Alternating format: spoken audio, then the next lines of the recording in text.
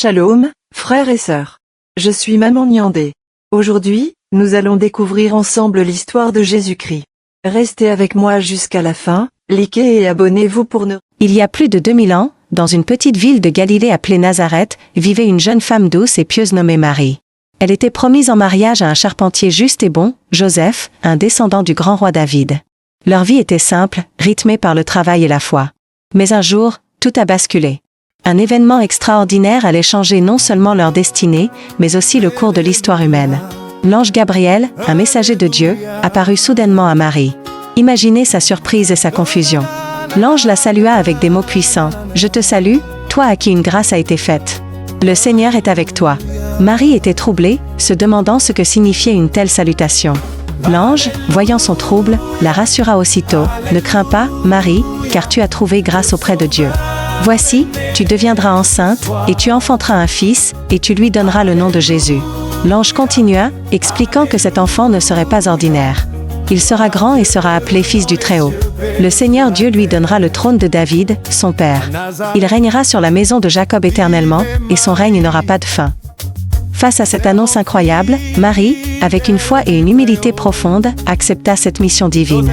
Elle répondit simplement, « Je suis la servante du Seigneur, qu'il me soit fait selon ta parole. » Quelques mois plus tard, un décret de l'empereur romain Auguste bouleversa de nouveau leurs plans. Il ordonna un grand recensement de toute la population de l'Empire. Chacun devait se faire enregistrer dans sa ville d'origine. Pour Joseph, qui était de la lignée de David, cela signifiait qu'il devait quitter Nazareth et se rendre à Bethléem, en Judée, la cité de David. Le voyage était long et difficile, surtout pour Marie qui était sur le point d'accoucher. Ils parcoururent près de 150 km, Joseph marchant à côté de l'âne qui portait Marie. Quand ils arrivèrent enfin à Bethléem, la petite ville était bondée de gens venus, comme eux, pour le recensement. Ils cherchèrent un endroit pour la nuit, mais toutes les auberges, toutes les hôtelleries affichaient complet. Il n'y avait plus de place pour eux. La seule solution qu'ils trouvèrent fut un abri précaire, une étable ou une grotte servant de refuge pour les animaux.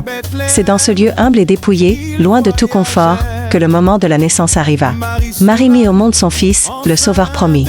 Elle l'enveloppa tendrement de langes, et faute de berceau, le coucha dans une mangeoire, là où l'on mettait la paille pour les bêtes. Le roi des rois, le Fils de Dieu, naissait dans la plus grande simplicité. Cette nuit-là, non loin de là, dans les collines environnantes, des bergers veillaient sur leurs troupeaux. C'étaient des hommes simples, habitués à la solitude de la nuit. Soudain, une lumière éclatante déchira l'obscurité. Un ange du Seigneur se tint devant eux, et la gloire de Dieu resplendit tout autour. Les bergers furent saisis d'une grande peur.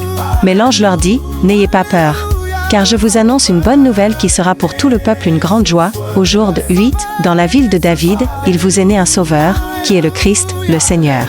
Et pour qu'ils puissent le reconnaître, l'ange leur donna un signe, vous trouverez un nouveau-né emmailloté et couché dans une mangeoire. » Au même instant, une multitude d'anges apparut à ses côtés, louant Dieu et chantant « Gloire à Dieu au plus haut des cieux, et paix sur la terre aux hommes qu'il aime. » Une fois les anges partis, les bergers se dirent « Allons jusqu'à Bethléem pour voir ce qui est arrivé. » Ils se hâtèrent et trouvèrent Marie, Joseph, et le petit bébé couché dans la mangeoire, exactement comme l'ange l'avait dit. Émerveillés, ils racontèrent ce qu'ils avaient vu et entendu, puis repartirent en glorifiant Dieu. Mais l'histoire ne s'arrête pas là. Bien plus tard, des hommes sages, des mages venus de lointaines contrées d'Orient, remarquèrent une étoile nouvelle et particulièrement brillante dans le ciel. Experts en astronomie, ils comprirent que cette étoile annonçait la naissance d'un roi exceptionnel. Guidés par cet astre mystérieux, ils entreprirent un long voyage pour venir l'adorer. Après avoir consulté le roi Hérode à Jérusalem, l'étoile les conduisit jusqu'à la maison où se trouvaient Jésus et sa famille. En voyant l'enfant avec Marie, sa mère, ils furent remplis de joie. Ils se prosternèrent devant lui en signe de respect et d'adoration. Puis, ils ouvrirent leur coffret et lui offrirent des cadeaux précieux, chargés de symboles, de l'or, comme pour un roi, de l'encens, comme pour un dieu, et de la myrrhe, une résine parfumée qui annonçait sa future mission et son sacrifice. Ainsi, la naissance de Jésus fut annoncée aux plus humbles comme aux plus savants, aux proches comme aux lointains. C'est le récit d'un événement qui a marqué le monde à jamais, une histoire d'amour, d'humilité et d'espérance qui continue de résonner à travers les siècles. Merci d'avoir regardé cette vidéo.